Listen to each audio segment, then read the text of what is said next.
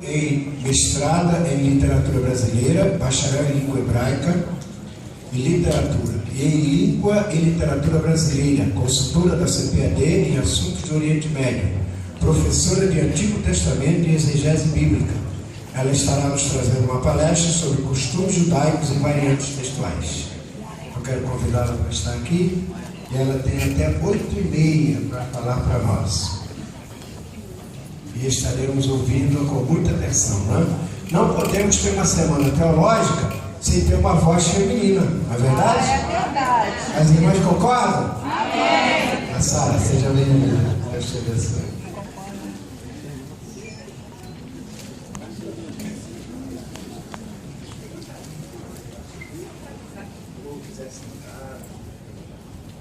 A paz do Senhor, queridos. Amém.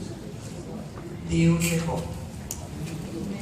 Eu vou convidar os amados a abrirem suas Bíblias, o primeiro livro de Samuel. Trago o abraço do nosso pastor Jair Soares. Queridos, eu gostaria de fazer um pedido a vocês de todo o coração. Coloque esse celular no Vibracal, por favor. Por favor, em nome de Jesus Cristo. Porque toda hora fica uma gritaria aqui e ali. Coloca no Vibracal, tá bom? Faz isso por amor a Jesus. Glória a Deus. Trago então um abraço do nosso pastor Jair Soares, ali da Assembleia de Deus em Bom Sucesso, onde congregamos. O pastor que sempre nos abençoa em nossas saídas, em nossas ministrações. Vou acrescentar aí ao currículo com o pastor Germano, que nesses últimos anos Deus me deu a graça também de um doutorado em teoria da literatura. Ele faz assim: quando o Senhor nos ordenou irmos para a faculdade, para o curso, né, o bacharelado em hebraico, prestei vestibular, e eu tenho filhas já crescidas, tenho neto. Lembro que no dia da prova, o guarda disse: minha senhora, os pais dos alunos ficam lá fora. Eu disse: mas eu sou aluna. E eu disse: Jesus, eu não tenho por que fazer mais um curso, não preciso de diploma, não há necessidade disso. Mas o Senhor disse: é o meu querer para a tua vida. E o Senhor disse: eu vou te dar um sinal da minha aprovação. Eu te receberei naquele lugar sob o odor das rosas. E foi interessante porque Deus me deu a graça de passar no vestibular. E quando fui fazer a matrícula, era Dia Internacional da Mulher. E haviam enfeitado a UERJ fazendo um tapete de pétalas de rosas vermelhas. Nossa, eu não sei se foi para outras mulheres, mas para mim foi em especial um presente do Eterno. Eu disse: eis como te recebo neste lugar. Aleluia. Fiz os 4 anos do bacharel em hebraico e disse: agora, Senhor, terminou. Mas o Senhor, Ele é maravilhoso e incisivo nas suas respostas. Porque o Senhor me disse: eu te mandei entrar, ainda não te mandei sair. Eu disse: pronto, já tinha acabado o curso, então emendei no mestrado. Quando acabou o mestrado, disse: agora eu saio. Eu disse: ainda não te mandei sair. Então emendei no doutorado.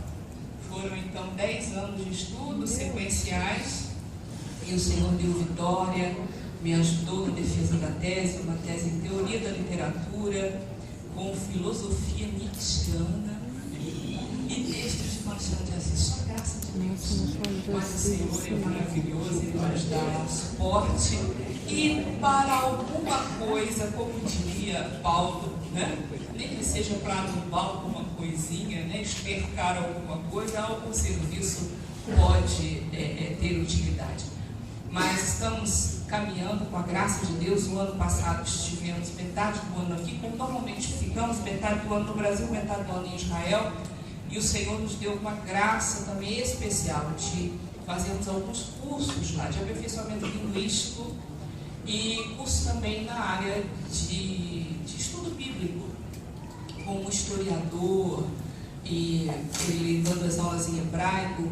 Fiquei alguns meses hospedada num cantinho que alugamos em Jerusalém, eu e uma irmã, que é a nossa companheira de viagem, uma Ieda.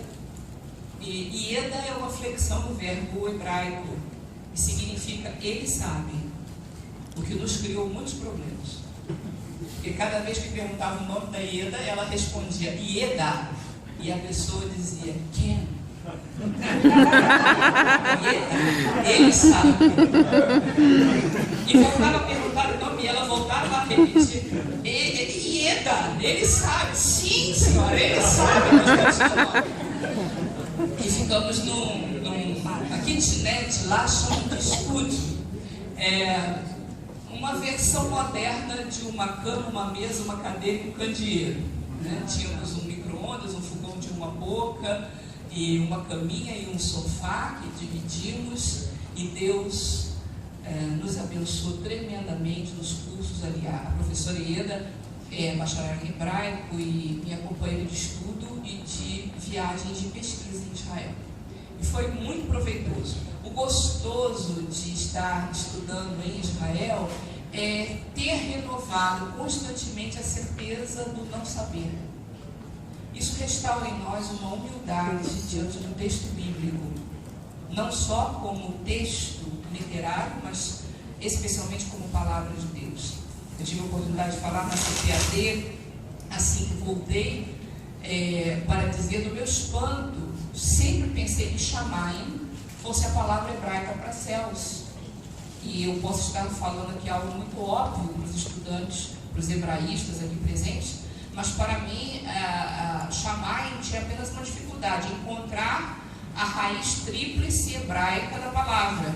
E perguntei isso ao especialista, disse, mas você sabe, Shamayim não é uma palavra, é uma composição de duas palavras. Eu disse, não, eu não sabia disso. E ele me esclareceu, Sham, que é lá, e Maim, que são águas. Não existe no hebraico uma palavra para céus. A palavra que usamos e que traduzimos como céus é Shamayim, águas de lá. Então o trono do Senhor, ele está estabelecido acima das águas de lá. O Senhor abre as comportas das águas de lá. O Senhor derrama e decreta a sua bênção e sua vontade desde as águas de lá. Nada mais perfeito do que no milênio o trono do Senhor estar em Jerusalém e de debaixo do trono correrem águas, porque essa é a realidade do que acontece acima dos céus, onde está o trono do Senhor, e as águas debaixo do seu trono. Então, são coisas assim que nos surpreendem a cada dia. Esse é um exemplo com instrução, com informação, mas também tivemos a oportunidade de passar alguma coisa da graça de Deus e da revelação de Deus para algumas pessoas ali. O Senhor é bom. Por favor, primeiro livro de Samuel, capítulo de número 15, e versículo 22, é um texto muito conhecido. 22. 1 Samuel 15, 22. Porém Samuel disse, tem porventura o Senhor tanto prazer em holocaustos e sacrifícios, como em que se obedeça à palavra do Senhor? Eis que obedecer é melhor do que o sacrificar, e atender é melhor do que a gordura de carneiros. O tempo em que estamos hoje, dentro da marcação de tempo, estou evitando o termo calendário, porque o termo calendário evoca as calendas romanas, mas o tempo que vivemos hoje na vida de Israel é um tempo pós-festas. Passamos pelo memorial com trombetas, passamos pela festa dos tabernáculos, pelo Yom Kippur, e esse é um período muito especial com relação à palavra. A festa dos tabernáculos era o único período bíblico em que, na época do templo e também na época do tabernáculo, era possível fazer a limpeza do altar do holocausto. Eu não sei se alguém aqui gosta de churrasco, mas aqueles que gostam sabem que o churrasco é um prazer e depois um labor, porque é necessário limpar a churrasqueira. E se alguém já tentou assar alguma coisa no forno sujo, sabe que o cheiro que se levanta quando há resíduos no fogão não é agradável. Mas como fazer uma limpeza de um altar que servia a Deus todos os dias em sacrifícios constantes? Pelo menos um sacrifício no amanhecer, um sacrifício à tarde, fora os sacrifícios, as oblações e todas as oferendas que chegavam. O sangue era derramado sobre a terra, mas a carne com sua gordura era queimada. Imagina uma grande churrasqueira funcionando o ano inteirinho. Uma vez por ano, justamente no período da festa de Sukkot, era possível limpar o altar do holocausto. Hoje, na ausência do templo, a comunidade judaica faz uma cerimônia de derramar de águas, porque era feito isso mesmo. Se você está se lembrando de algum tipo de cerimônia pagã feita em algum grupo, é tudo imitação. Mas o altar do holocausto era limpo e havia coisas para se raspar, havia coisas para se tirar. Depois dele bem limpo, era feito um derramar de sumo da vide e de água. Havia um cuidado muito grande até com a canalização da saída desses dois líquidos, que deveriam sair de forma igual. Mas a viscosidade da água é uma, a viscosidade do sumo da vide, do sumo da uva é outra. Então havia dimensões diferentes, circunferências diferentes para esses orifícios, para que os dois escorressem igualmente.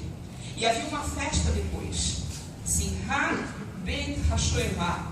Era uma alegria pelo caminho que as águas e o vinho iriam tomar e correr a partir do altar do holocausto.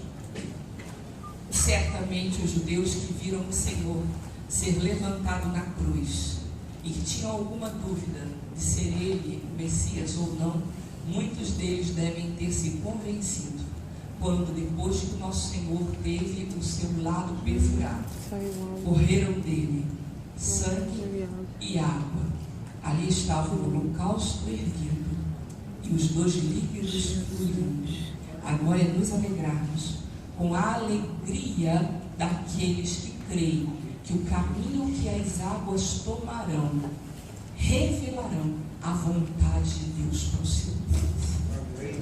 Há uma alegria, as águas são de Deus e Ele sabe fazê-las correr. Deus tem em suas mãos todo o processo da revelação, desde aquela revelação direta, conforme a que recebeu Adão, conforme a que recebeu Noé, e os irmãos estão lembrados, o pai de Noé ainda foi contemporâneo de Adão. Apenas Noé não foi, mas Noé trazia guardada em si a revelação dos seus ancestrais, homens que tiveram contato com o primeiro homem criado e que certamente legou a eles narrativas belíssimas daquilo que o Senhor revelava ao seu ancestral Agar entardecer. Noé carregou.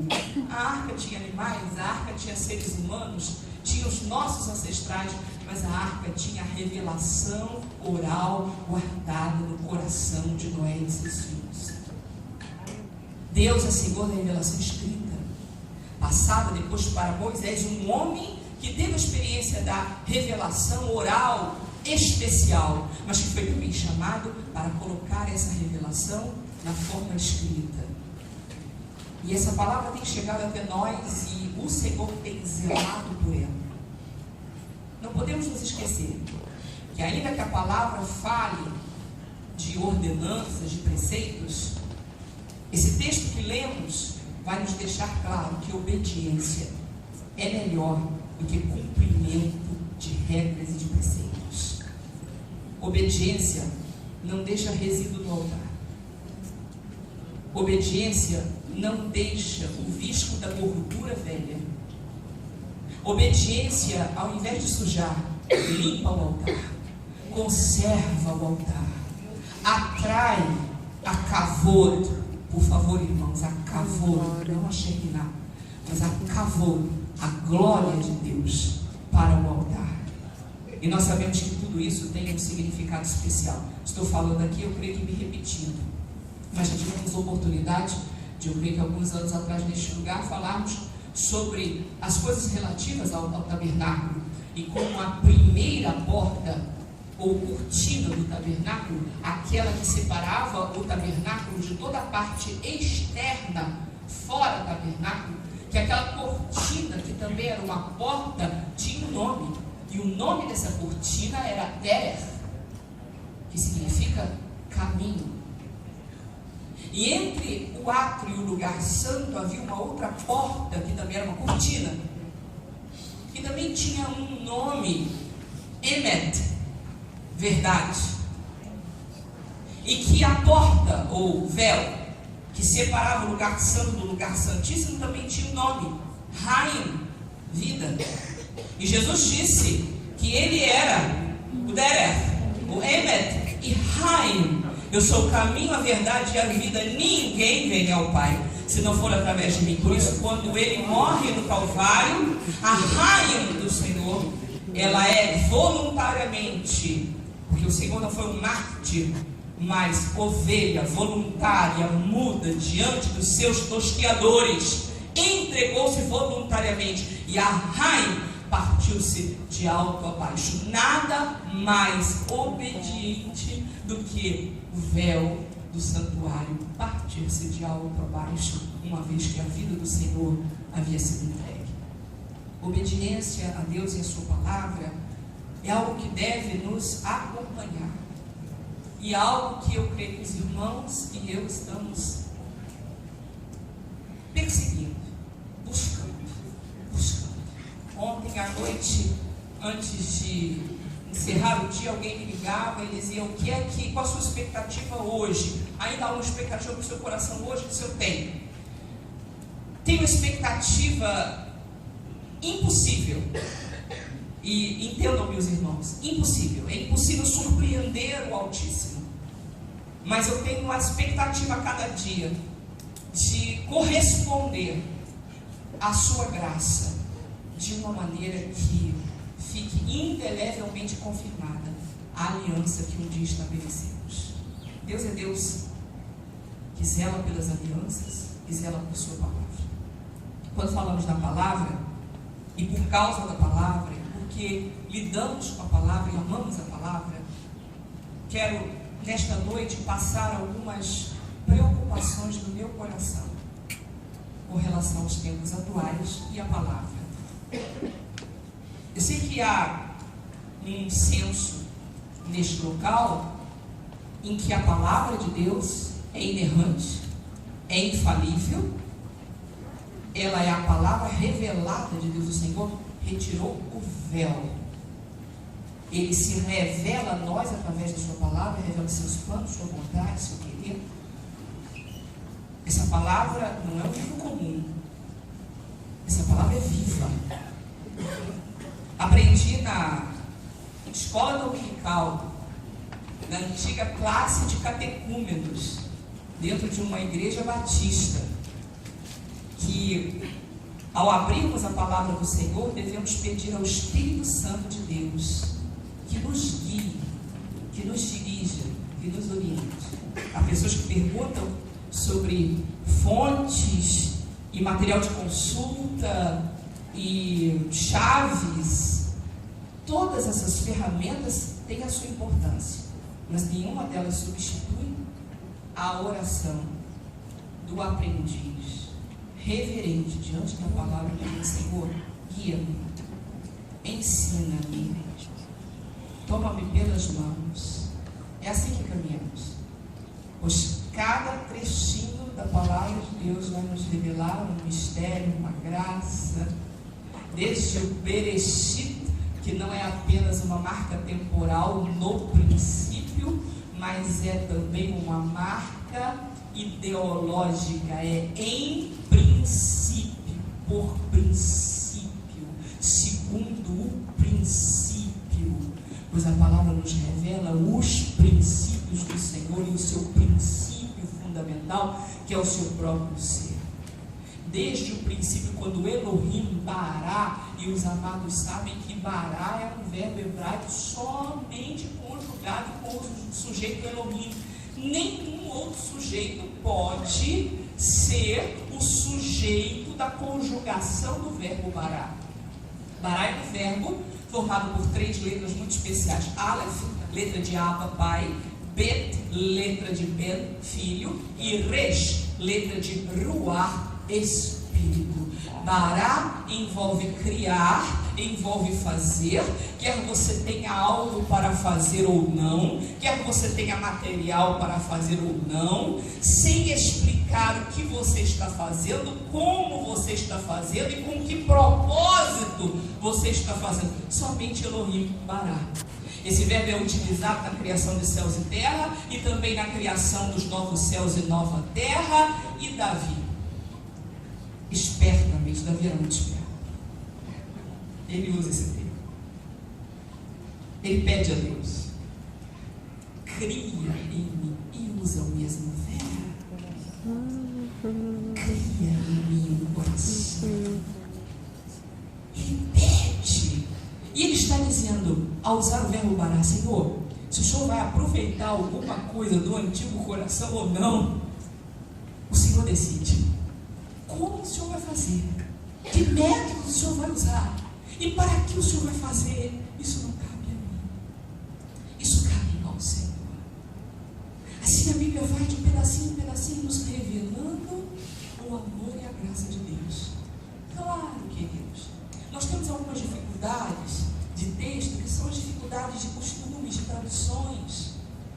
Tradições, eu não estou falando das traduções, eu estou falando de tradições. E quando falarmos aqui alguma coisa sobre isso, não estamos tocando no texto fundamental revelado por Deus.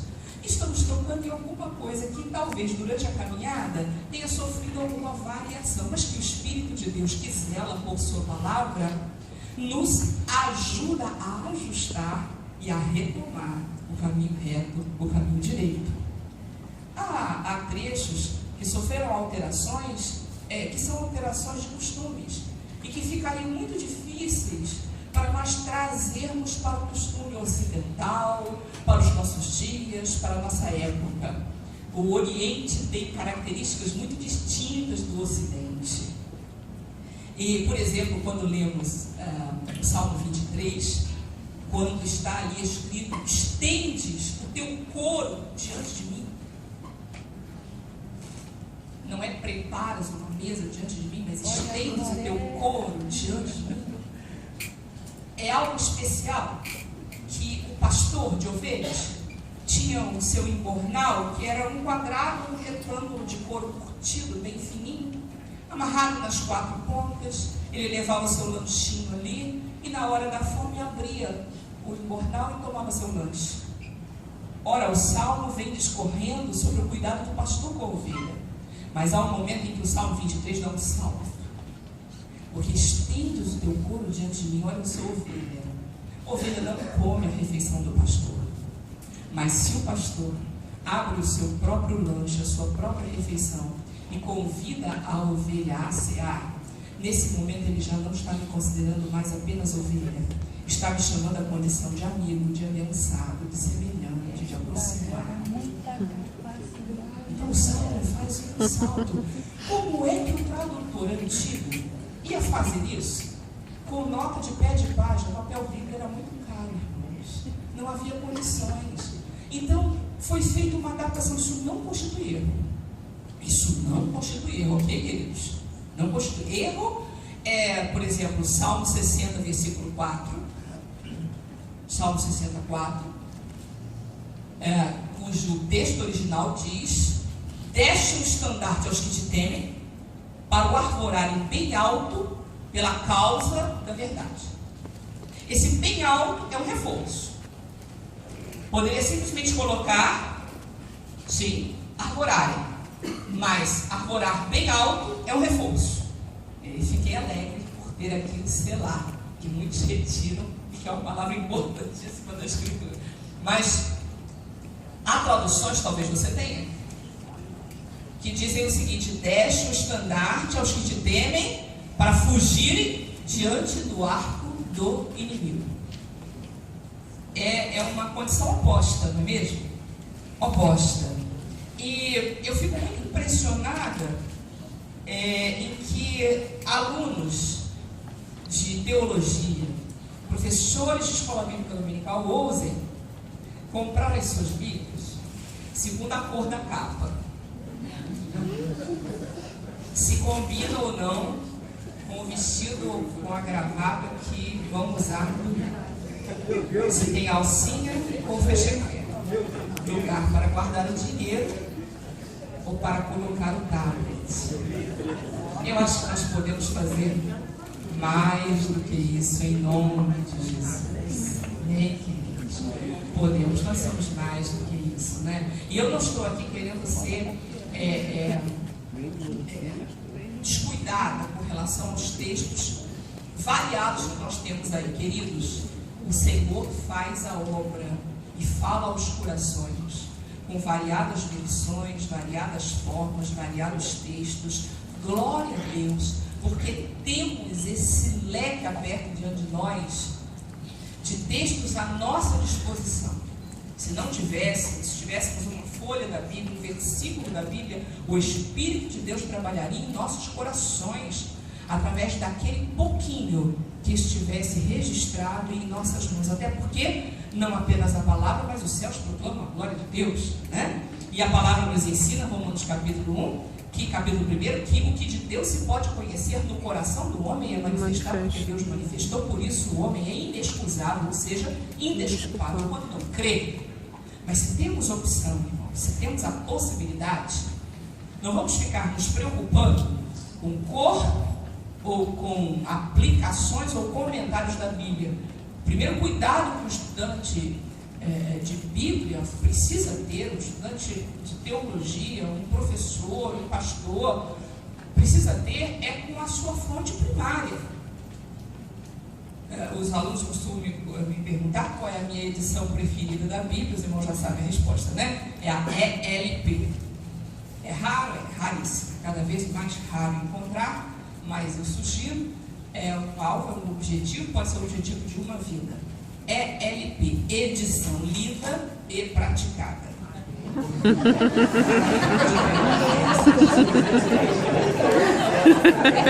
Estará?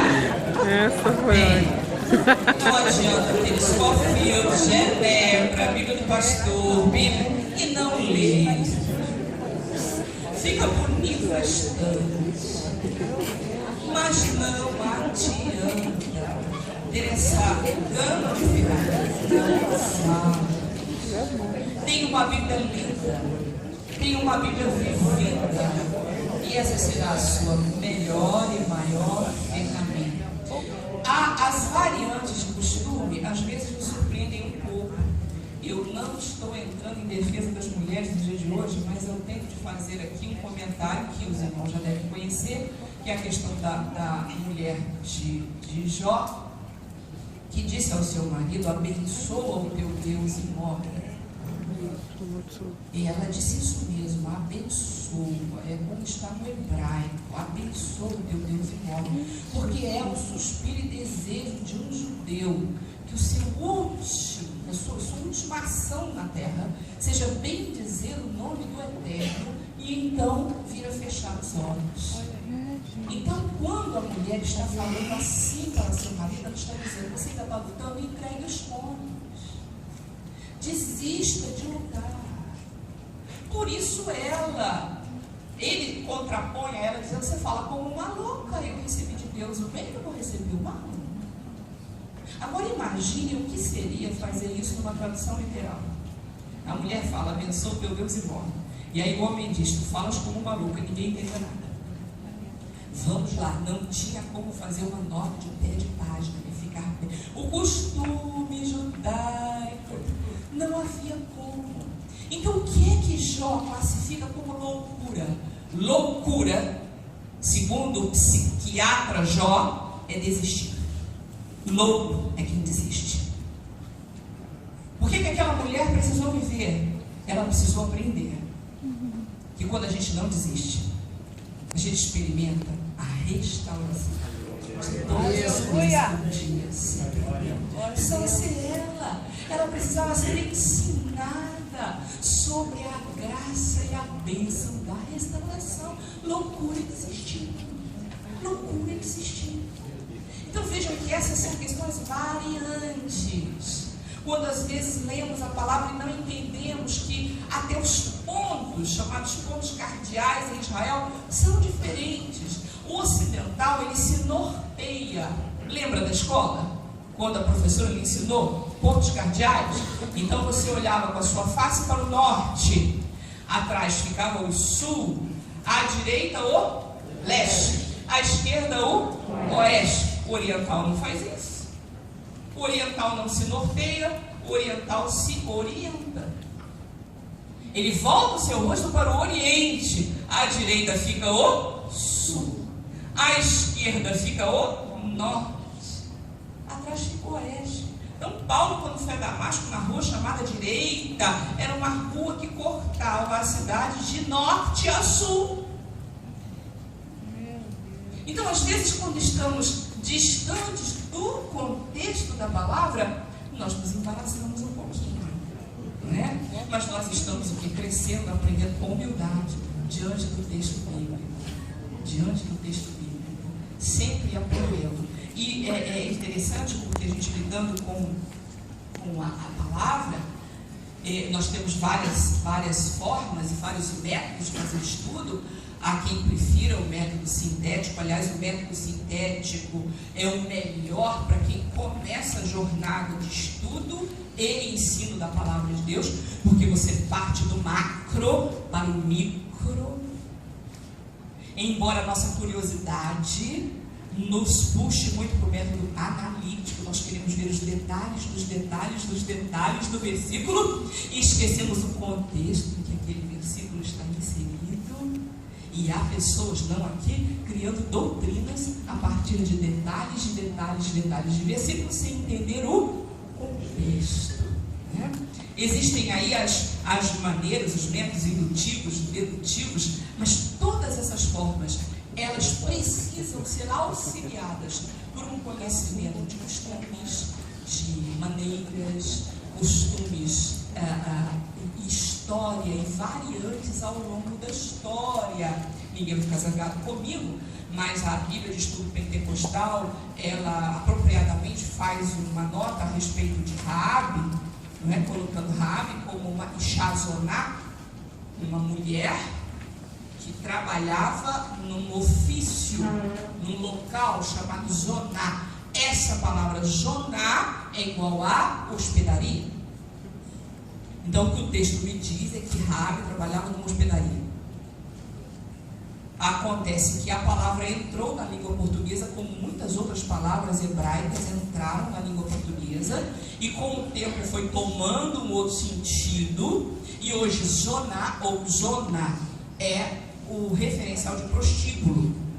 Já era assim quando nós tivemos as nossas primeiras traduções para a língua portuguesa. Daí que no Novo Testamento, quando há uma referência a Raabe, ela também já é colocada como uma mulher das prostituições.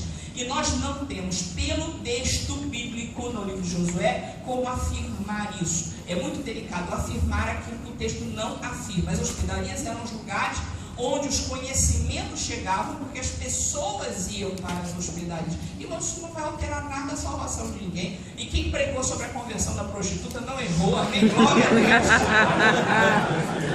Mas nós estamos assim prontos a crescer, a aprender. Não é isso mesmo? Verdade. Eu fui fazer uma pesquisa junto olha, tem pessoal que diz que vai fazer uma fila no céu de perdão. A mulher de Jó, aproveita e pede a Tamar também, né? E eu, porque Tamar não se vestiu como uma prostituta. E agora vem filmes e seriados, e Raabe está toda vestida como uma prostituta. Raabe era da região dos arameus, irmãos. Na região dos arameus, a mulher direita se cobria, a prostituta se descobria. E já naquela época, na região onde mais tarde nós temos ali a Judéia, e na região sul, onde havia ali a tosquia de ovelhas, ali já era um costume diferente da mulher direita estar descoberta e a prostituta estar coberta. Lembra de Rebeca, vinda lá dos arameus, como ela se aproxima quando ela vê se aproximando de Isaac, ela se cobre, porque o costume era meu. Então Tamar, ela se cobre e Judá a toma por uma prostituta. É até aí que o texto vai. Daí, a gente já faz aquela teologia hollywoodiana, né? E aprende com os filmes, com os documentários, já faz uma fantasia. Irmãos, nós precisamos do texto. Nós precisamos do texto.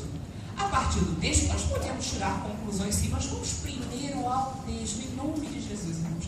E nós evitaremos muitas confusões.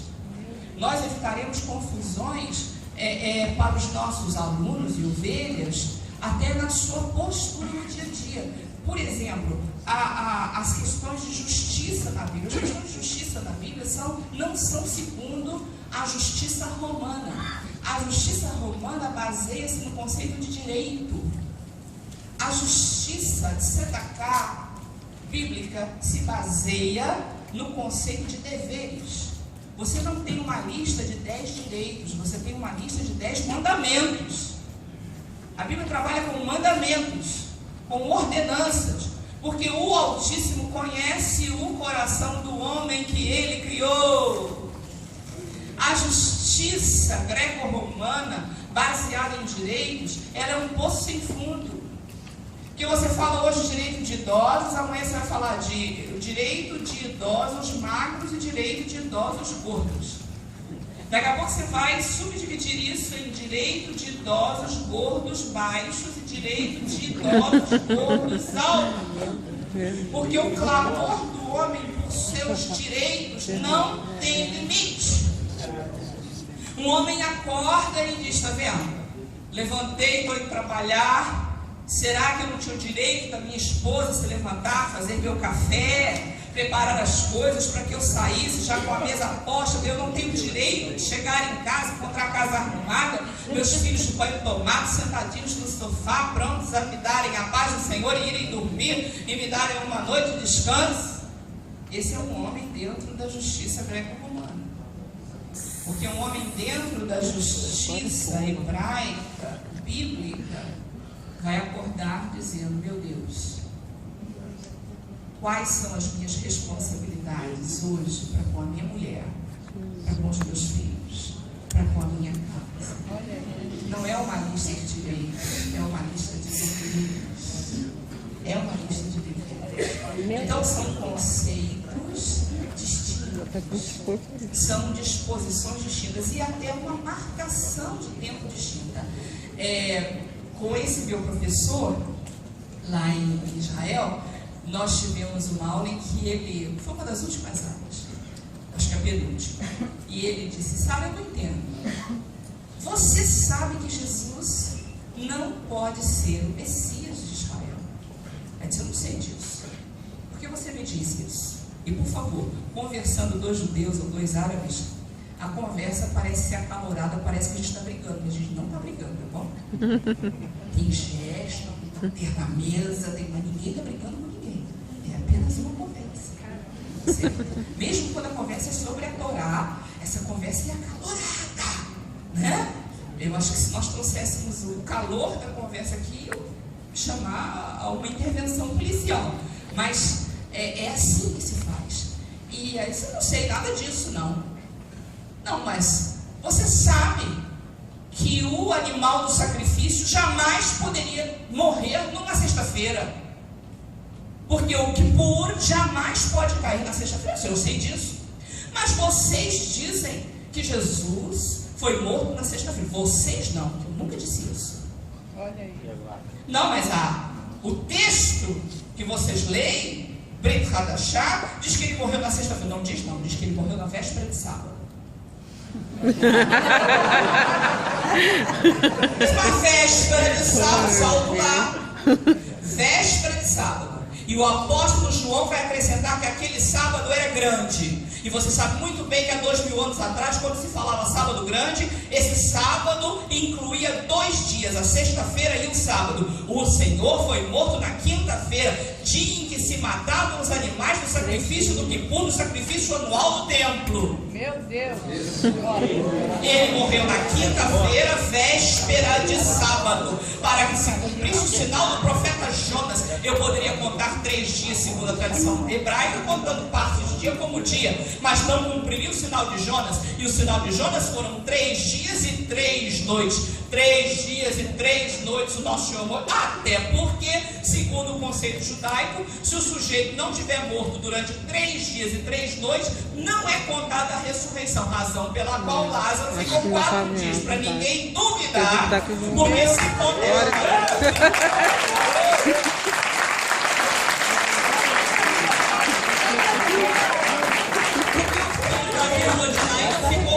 não ficou 3 dias, e o outro não ficou 3 dias, mas Lázaro não. O problema, por que foi diferente a ressurreição de Lázaro? 4 dias.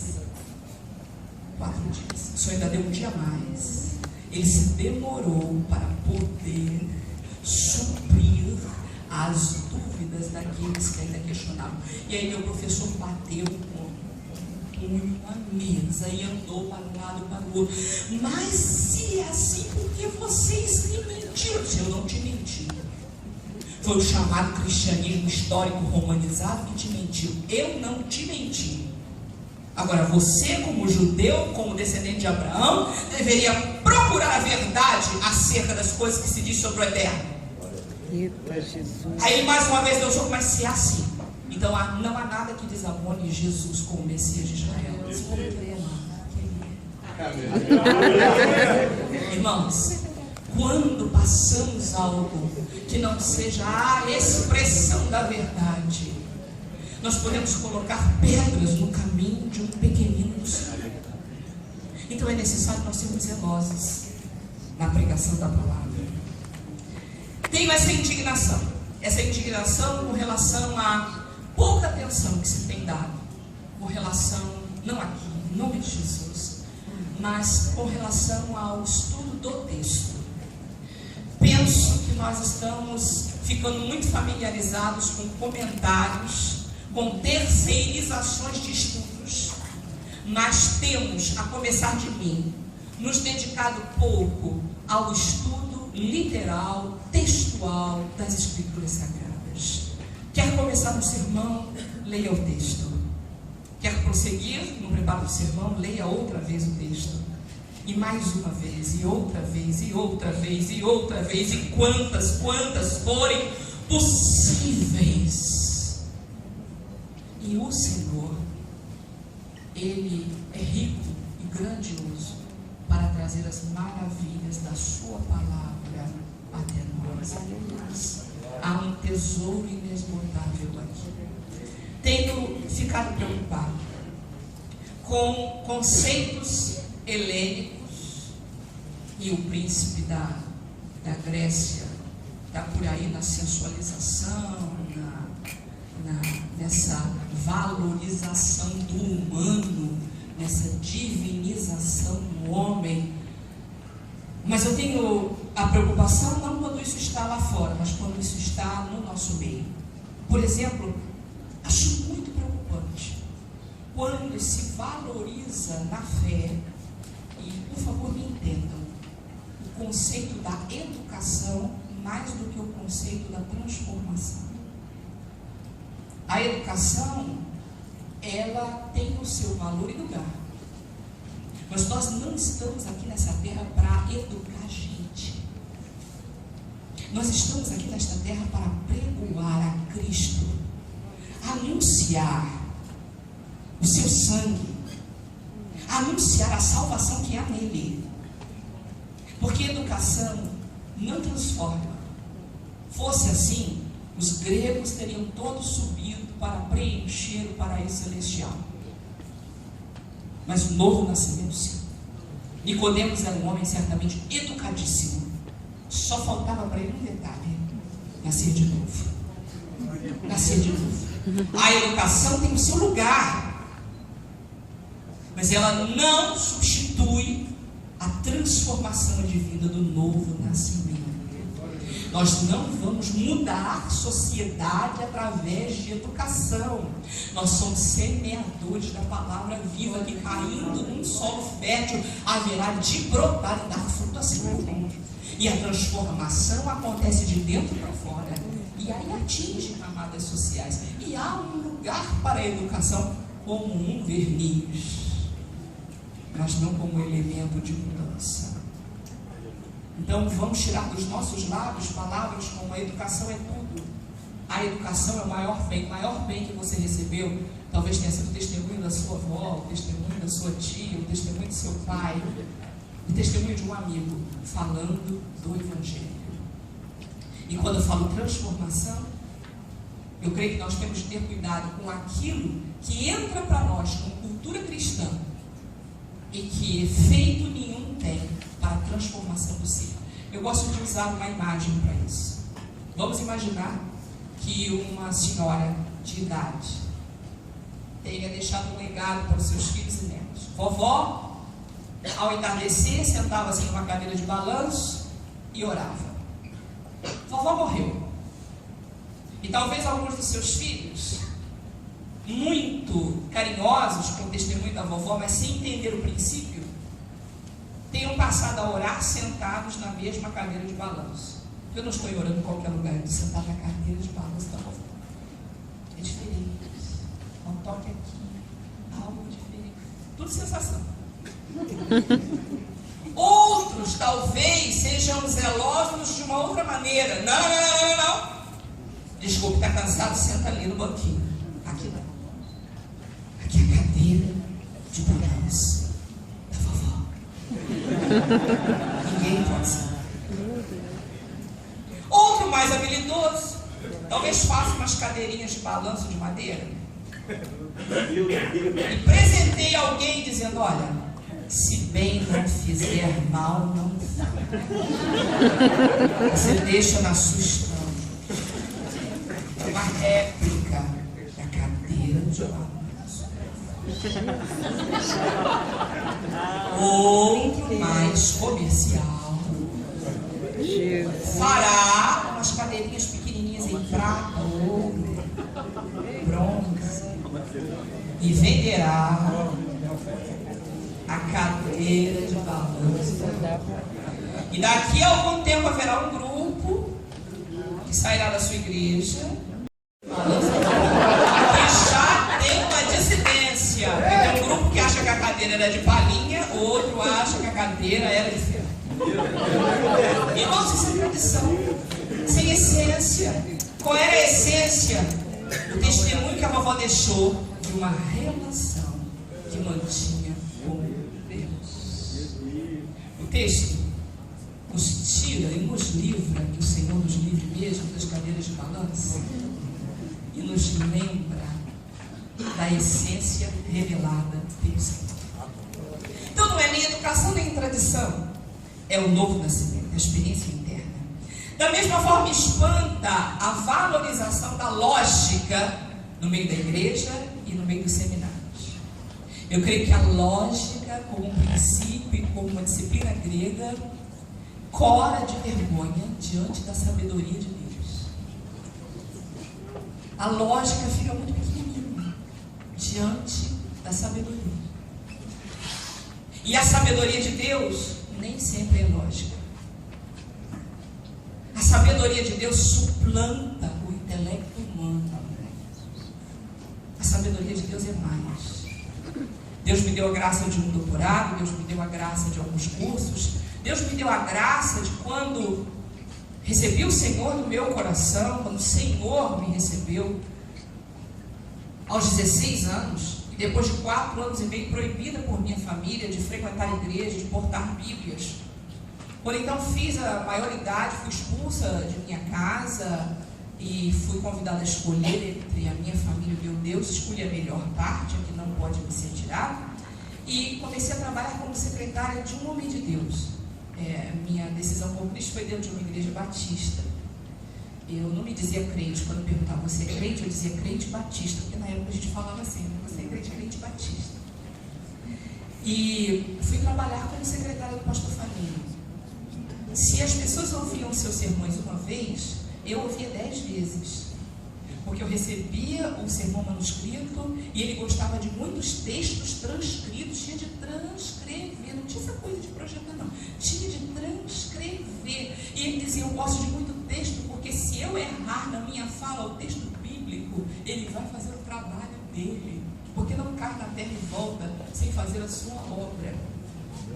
E ali, Deus me deu graça de conhecer homens como João Falcão Sobrinho, Eucílio Souza Lima, escritores, teólogos, exegetas do grego, do hebraico.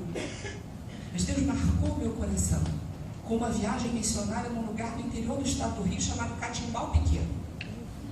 Na época, Catimbau Pequeno era mais roça do que hoje. E no entardecer, não sei se você já viu um homem apoiado num cabo de enxada. Ele conversa e apoia assim.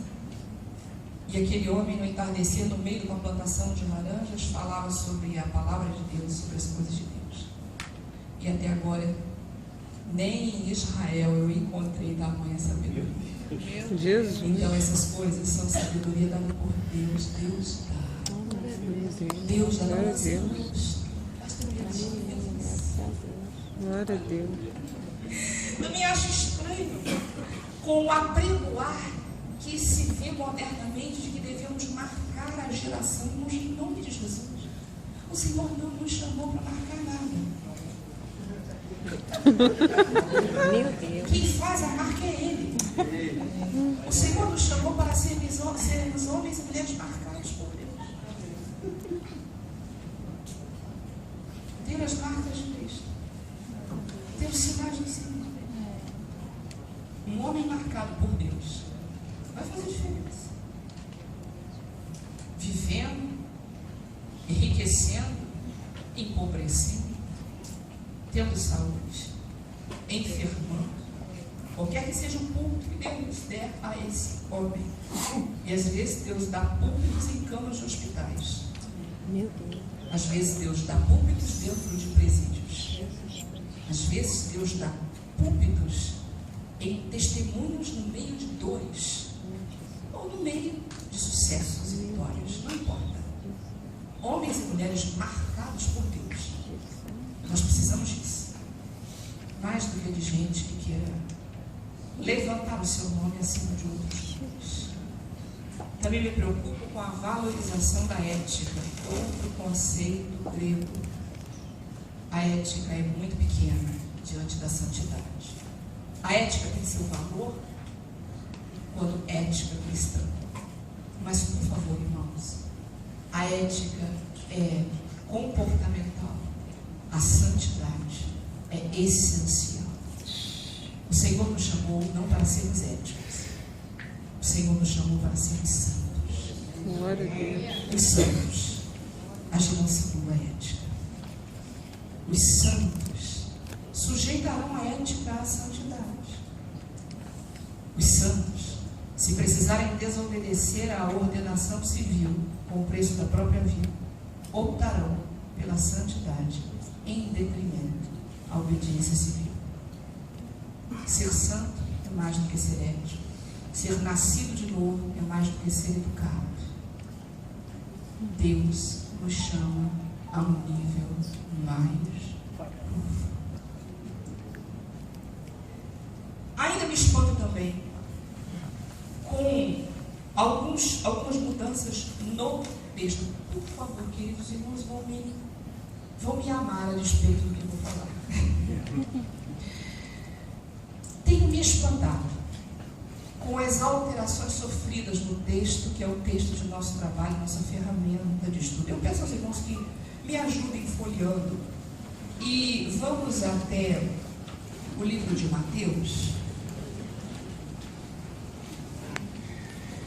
Claro que nós temos acesso hoje a uma gama enorme de textos, de traduções. Louvado seja o Senhor por isso. Nos meus dias de seminário, quando tínhamos uma Bíblia comentada, ela era em espanhol. Mateus, 1º capítulo, versículo 25. E eu acho que agora eu vou dar trabalho ao irmão da Ásia. E não a conheceu até que deu à luz seu filho, o primogênito, e pôs-lhe por nome Jesus. Eu gostaria muito que você abrisse a sua Bíblia. Nós estamos aqui com uma aula. E eu gostaria muitíssimo que você abrisse a sua Bíblia e que você conferisse esse texto. E não a conheceu até que deu à luz seu filho, o primogênito, e pôs-lhe por nome Jesus. Essa palavra, o primogênito, como você deve saber, não consta mais na maioria das Bíblias modernas. Porque as Bíblias de uso um pouquinho mais antigo, elas se guiavam pelo textos receptus, e embora alguns digam texto receptus, foi chamado receptus porque foi recebido pela reforma, foi aceito pela reforma. Ora, queridos, por favor, o texto recebido pela reforma nada mais era do que o mesmo texto aceito pela igreja desde o ano 120 da era cristã. Foi o texto aceito pelos valdenses, foi o texto aceito pelos gauleses do sul da França, foi o texto aceito pelos irmãos do norte da Itália, foi o texto aceito pelos nossos irmãos que foram para o Oriente. Esse texto depois foi reafirmado pela reforma, porque eu não sei se os irmãos se recordam, mas nós não somos um povo reformado. Nós somos pentecostais. Eu não estou entendendo a moda de querer ser pentecostal reformado. Porque ou você é pentecostal ou você é reformado. Quando eu fiz seminário batista. E os batistas e os professores do seminário batista, Wilson Chorei e outros nomes, eles deixavam bem claro que os batistas tinham uma semelhança com os pentecostais. Eles não eram reformados. Por que não? Porque os batistas não chamam a sua origem dos anabatistas, mas chamam a sua origem no mesmo lugar onde nós chamamos a nossa origem. Nós nascemos como igreja num cenáculo no dia de Pentecostes. Nós nascemos lá. Nós não nascemos no século XV, nós não nascemos no século XVI. Nós nascemos no primeiro século. Nós nascemos no dia de Pentecostes. Aleluia!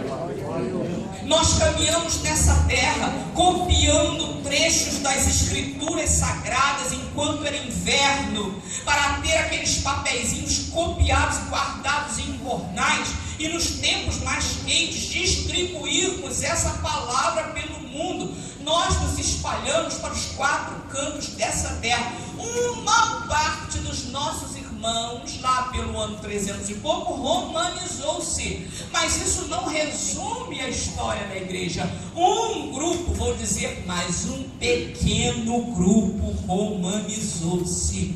E esse pequeno grupo, porque ligado às instituições governamentais, narrou a história segundo a sua ótica. Mais tarde, o Espírito de Deus tirou desse grupo alguns que retornaram à palavra, e aí ficaram como texto para uso, o texto receptus. Mas era um texto que já usava. Mas, irmãos, olha, cadê a história desses que desde o princípio permaneceram pregando, levando a palavra, fiéis? Não deu tempo de escrever. Estávamos sendo fritos em azeite, estávamos sendo decapitados, estávamos sendo comidos por ferro, estávamos sendo perseguidos pelos próprios romanizados. E não vou colocar isso como um projeto de trabalho para você.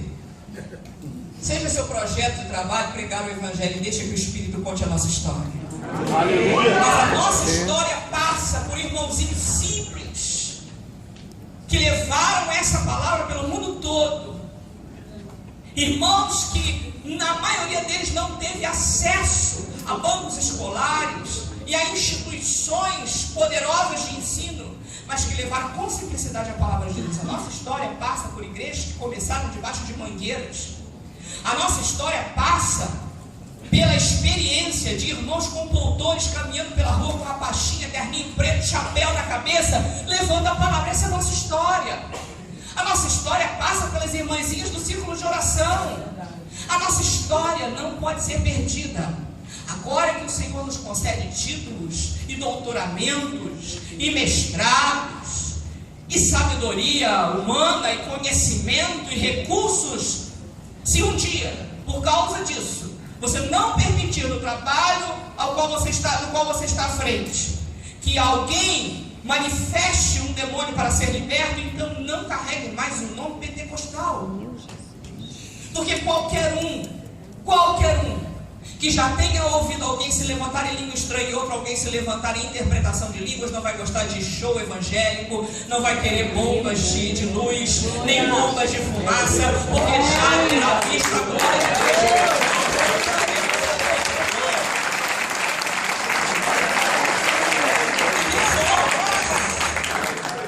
Eu nada tenho a ver com o antisemitismo de Lutero, posso respeitar muito Calvino, mas a nossa história não é essa.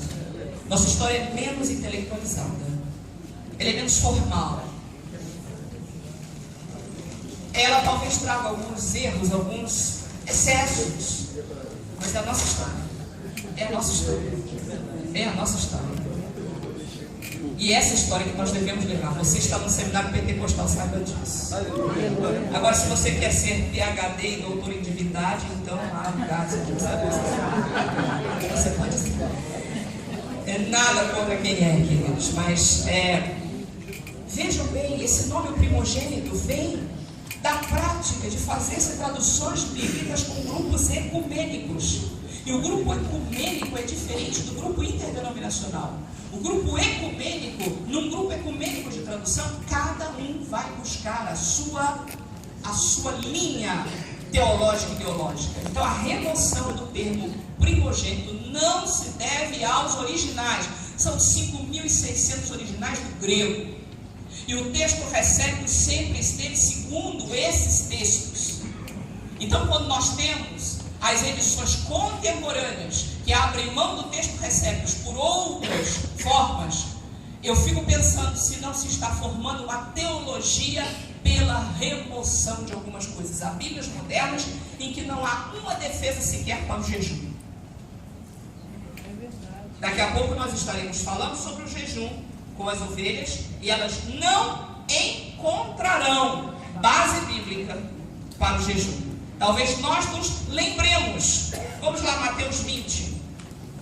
Nós nos lembramos de Romanos 8, 1, não é mesmo? Nenhuma condenação há. Que não andam segundo a carne, mas segundo o Espírito. Você sabe que nas Bíblias mais modernas não tem essa porção final. Que não andam segundo a carne, mas segundo o Espírito. Mateus 20, 16. Assim os derradeiros serão primeiros, os primeiros derradeiros, porque muitos são chamados, mas poucos escolhidos. Na sua Bíblia tem essa parte final? Tem? Tem? Não tem. Não. O texto que vem de graça na internet, que é projetado na igreja, não tem. E aí o povo vai lendo exatamente com a retirada dessas coisas. Marcos 1, versículo 2. Como está escrito nos profetas. Alguém quis dar uma ajudinha ao texto bíblico e colocou no profeta Isaías. E aí criou um problema, porque o texto que vem a seguir está em parte em Isaías e em parte em Malaquias. Então é melhor não tentar dar uma ajudinha e deixar o texto como o texto é, como está escrito nos profetas. E o que vem a ser dito depois está parte em Isaías, parte em Malaquias. Então vamos seguir o que a palavra do Senhor, que as pessoas querem ajudar, né? É muito boa vontade corrigir a palavra de Deus. Marcos 2, versículo 17. E Jesus, tendo ouvido isto, disse-lhes: os sãos não necessitam de médico, mas sim os que estão doentes. Eu não vim chamar os justos, mas sim os pecadores ao arrependimento. Essa porção final, ao arrependimento, não consta de Bíblias mais modernas. Porque a ideia é que o Senhor Jesus veio buscar os pecadores. Os pecadores podem ficar do jeito que estão. Mas a palavra não diz isso. O Senhor chama os pecadores ao arrependimento. Amém? Ao arrependimento. Então vamos ver o que estamos pregando e qual é a importância. Marcos 9, 29, um texto conhecido. Marcos 9, 29. E disse-lhes esta casta. Eu não vou me demorar muito na procura dos textos, porque sei que os irmãos são hábeis em encontrá-los, né? E disse-lhes esta casta não pode sair com coisa alguma, a não ser com Oração em jejum. Na sua Bíblia tem a palavra jejum? Na sua tem? E na de quem não tem? De quem não tem? Na sua não tem, não é? Na sua tem? Na sua não tem. Muitas não tem. Lucas 4:4. E Jesus lhe respondeu dizendo: está escrito que nem só de pão viverá o homem, mas de toda a palavra de Deus. A partir do mais, não tem. Na sua não tem. Na sua termina aqui no homem, não é mesmo? Mas de toda a palavra de Deus não tem. Meu Deus. Não tem. Não tem. Nas Bíblias mais modernas não tem essa expressão. Mas nem só de pão viverá o homem, mas de toda a palavra de Deus. João 3:13. João 3:13. Ora, ninguém subiu ao céu, senão que desceu do céu, o Filho do Homem, que... Mas as Bíblias mais modernas não têm a declaração de que está no céu. João 3,15. Esse eu acho uma ousadia tão grande desculpa, eu vou usar o termo segundo a minha fé, tá bom, irmãos? Os irmãos não se escandalizam, mas eu acho uma ousadia muito grande do diabo fazer essa operação. É verdade. Para que todo aquele que nele crê Não pereça, mas tenha a vida eterna. Me ajude, querida, como é que está no seu? Tenha a vida eterna. Assim, não pereça foi retirado. Porque quando você tem um grupo ecumênico de tradução, você também tem os grupos adventistas, que não creem na morte eterna. Então, todo o texto que diz sobre a condenação eterna e morte eterna é removido. Se você está fazendo uma escolha da Bíblia crendo dessa maneira, eu respeito. Mas, se você crê que a condenação é eterna, eu acredito que você deve ficar com o texto recebe. Nossos irmãos usaram durante muitos séculos e não ficaram desprovidos da sabedoria de Deus. João 6:47. Na verdade vos digo, e você sabe que essa forma na verdade é uma forma oriental de reforçar algo muito importante. Na verdade vos digo que aquele que crê em mim tem a vida eterna. Os versículos modernamente vêm assim: na verdade vos digo que aquele que crê tem a vida eterna. É uma forma de defender. O que importa é crer. não importa. Se você tem uma fé, uma religião, não importa em que você crê. Isso está na Bíblia. Aquele que crê tem a vida eterna. Não. Aquele que crê em mim, diz o Senhor Jesus. Amém, queridos? É crer em Cristo. Ele é o caminho, a verdade e a vida. Se os irmãos ainda têm paciência, eu queria ainda abrir com os irmãos Atos 8:37. Queridos, quando você lida com 5.600 manuscritos, você faz uma seleção. Claro que pode acontecer que em 200 manuscritos haja uma diferença de um versículo ou de outro versículo, mas se é assim, o estudante criterioso, ele quer uma Bíblia que tenha o texto e que até faça uma observação. Em alguns manuscritos, né, há uma diferença que consta aqui. Mas, por favor, em 5.500, se você me disser que não tem 700, eu quero que tenha os 4.900. Façamos uma observação, coloquemos um adendo e não fazer essas remoções que estavam no texto fundamental antes dele ser tornado contemporâneo. Ele se tornou contemporâneo em 1880. Vamos lá. Atos 8:37. Algumas Bíblias não têm inteiramente este versículo. E disse Filipe: é lícito se crer de todo o coração. E respondendo ele disse: creio que Jesus Cristo é o Filho de Deus. Este versículo em algumas Bíblias não consta. Há uma colocação dos versículos e essa passagem não consta. Pode ser que você esteja falando, pregando sobre isso, e a sua ovelha não saiba do que você está falando, porque não tem na Bíblia dele esse versículo. Assim como no capítulo 9, aquela passagem de Paulo recalcitrar sobre os aguilhões, também não consta nas Bíblias mais atuais. Atos 9, 5 e 6. Por favor, vamos mais um pouquinho. Esse aqui eu acho muito interessante. Atos 10, 30. Eu quero, por favor, que os irmãos definam para mim o que é que Cornélio estava fazendo. Porque diz a Bíblia que eu leio, e disse Cornélio: há 4 dias estava eu em jejum até esta hora, orando em minha casa a hora 9. Por favor, em quantas Bíblias aqui Cornélio estava em outra atividade? Oi? Orando.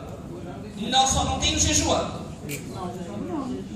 Mas tem outras Bíblias que ele está meditando. Observando. Em algumas Bíblias, Cornélio está observando. Em outras, ele está meditando. Há Bíblias em que o Cornélio está passeando.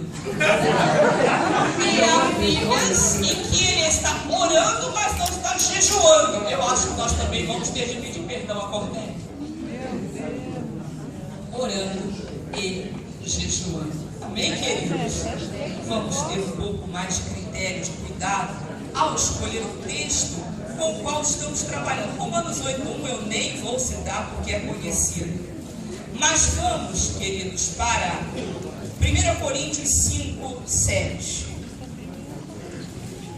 Alimpai-vos, pois, do fermento velho, para que sejais uma nova massa, assim como estáis sem fermento, porque Cristo, nossa Páscoa, foi sacrificado por nós. A sua não tem por nós, não é mesmo? Algumas Bíblias não tem por nós. Cristo foi sacrificado. Não, mas ele não foi sacrificado simplesmente, ele foi sacrificado por nós. Por nós. Isso não pode faltar, queridos. 1 Coríntios 6:20, é só você virar a página. Porque fostes comprados por bom preço. Glorificai, pois, a Deus no vosso corpo. E algumas Bíblias terminam aí. Por que ficou faltando? E no vosso espírito, os quais pertencem a Deus, queridos. Nós não podemos ter essas remoções no texto. Não vale a pena a Bíblia cor-de-rosa.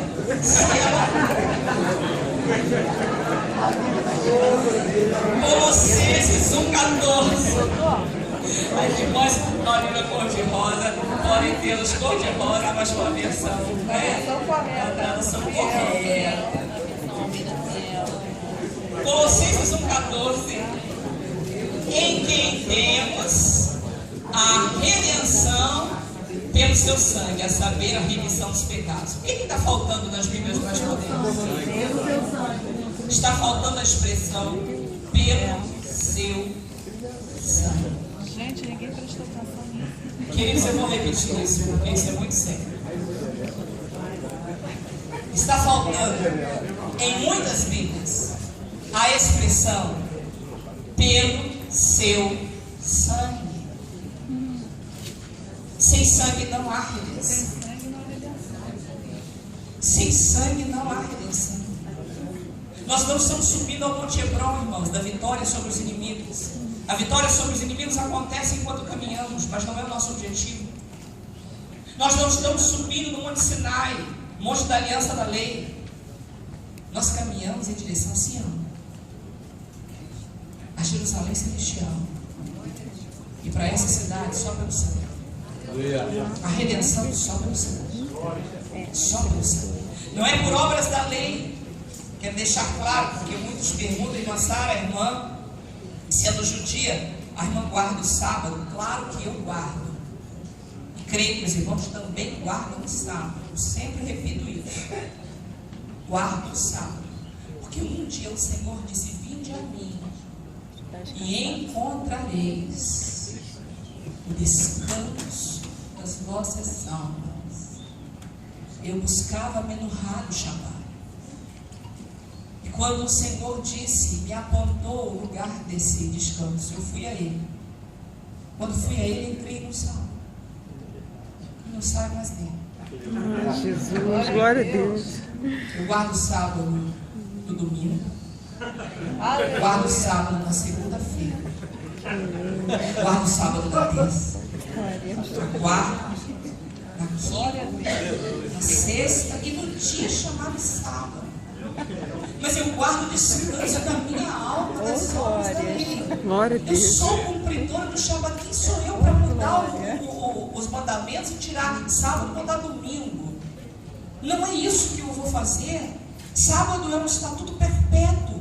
Vou morar numa cidade que não tem dia nem noite. O cordeiro é a própria luz da cidade. Glória a Deus. Não vou carregar daqui uma folhinha para saber se é dia de sexta-feira ou de segunda-feira ou de quinta-feira, mas vou guardar o sábado por toda a eternidade. E ele está no meu coração. Eu não respeito a quem guarda dia ou quem não guarda dia. Eu já estou no Shabat, não saio dele.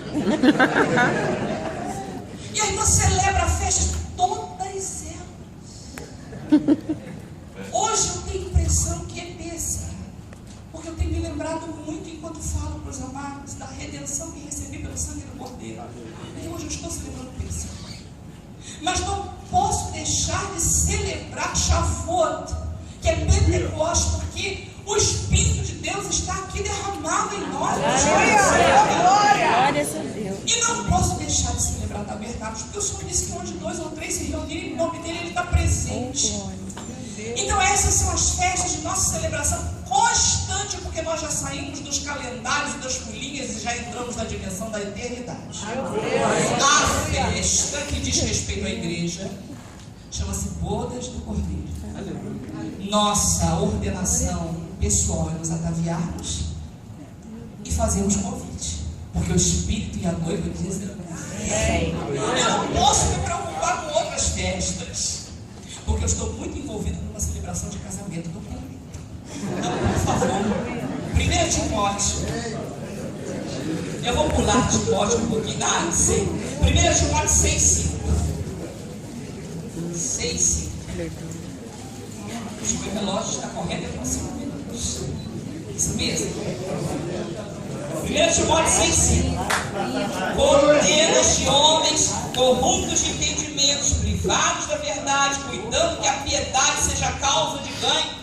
Aparta-te dos tais. Essa parte final não tem das.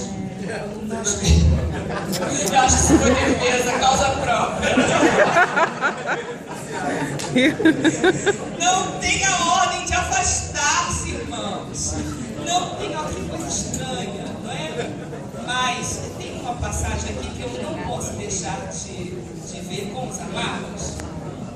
1 Pedro 2,2: desejai afetuosamente como meninos novamente nascidos o puro leite racional, não falsificado, para que por ele vá descrescendo. É para que por ele vá descrescendo.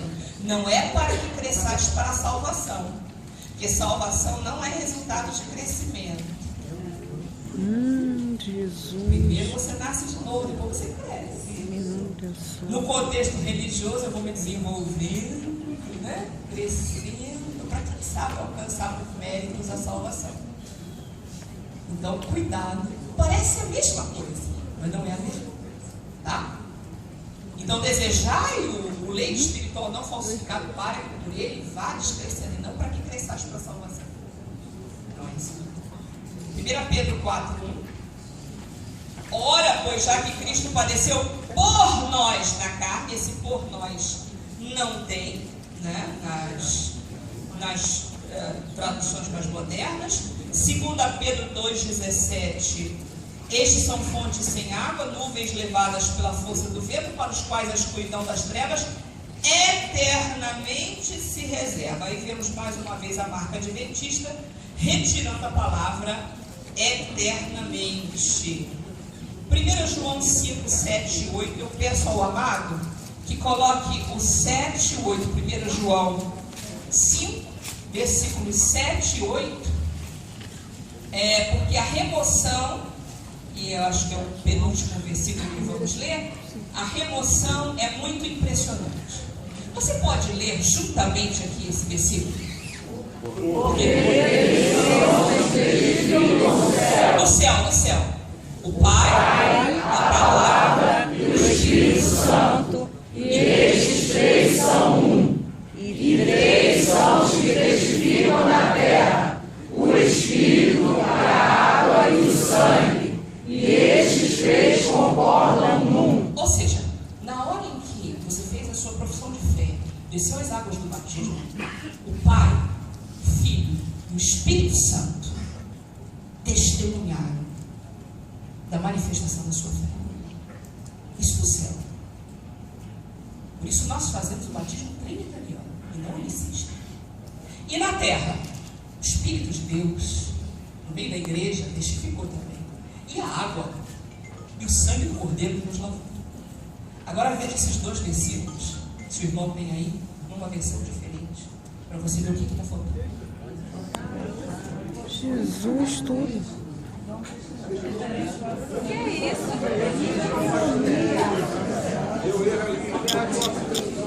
Acabou.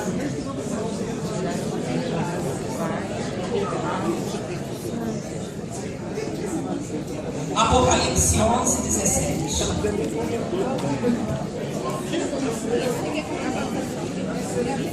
Apocalipse 11, 17. Agora ela vai querer que a gente Dizendo: graças te damos, Senhor Deus Todo-Poderoso, que és e que eras e que há de vir. Tomaste o teu grande poder e reinaste. Falta nas Bíblias mais modernas um pedacinho. Falta um pedacinho. E é justamente a declaração da nossa esperança. As versões mais modernas dizem: dizendo graças te damos, Senhor Deus Todo-Poderoso, que és e que eras, e que tomaste o teu grande poder e reinaste. A sua Bíblia não tem que virar? Tem. E alguma Bíblia que diz que não tem, e que não vai vir, não vai vir. A sua Bíblia não diz que ele vem. Aqui.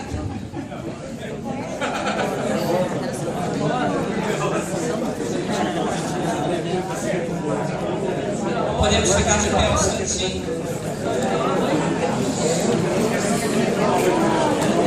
Essa sua Bíblia está sem capacidade de Assim diz o texto de Apocalipse.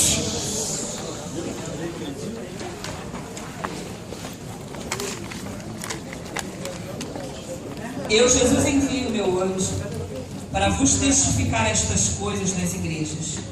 Eu sou a raiz e a geração de Davi, a resplandecente estrela da manhã. O Espírito e a esposa dizem: venha. E quem ouve, diga: venha. Quem tem sede, venha. E quem quiser, tome de graça da água da vida. Porque eu testifico a todo aquele que ouvir as palavras da profecia deste livro, que se alguém lhes acrescentar alguma coisa, Deus fará vir sobre ele as pragas que estão escritas neste livro. E se alguém tirar quaisquer palavras do livro desta profecia, Deus tirará a sua parte do livro da vida e da cidade santa e das coisas que estão escritas neste livro. Aquele que testifica estas coisas diz: certamente cedo vem. Amém. Ora vem, Senhor Jesus. A graça de nosso Senhor Jesus Cristo seja com todos nós. Amém. Queridos, nem vaidades, nem títulos, nem louvores nessa terra. Obediência ao Senhor quer e não sacrifício. Todo mais, irmãos, são pequenas dádivas de Deus para nos ajudarem na caminhada, que não nos atrapalhem na caminhada. Fiquemos na obediência e na fidelidade à palavra do Senhor. Amém? Eu agradeço a paciência com que os irmãos me ouviram.